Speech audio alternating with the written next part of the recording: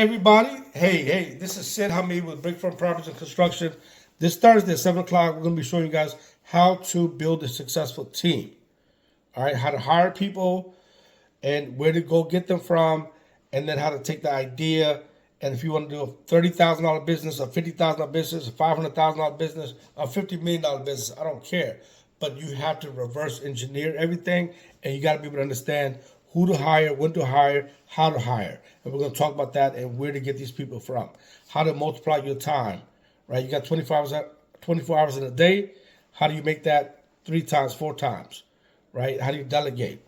So if you're serious about your business and you want to really grow and scale, let me show you what I've been doing for the last 25 years, and then let me show you how I do it. If it works for you, great. Use it, take it, run with it. If you like it, cool. At Brick Firm Properties and Construction, Thursday, we're going to break it all down to you. High level, baby. See you Thursday night, 7 o'clock.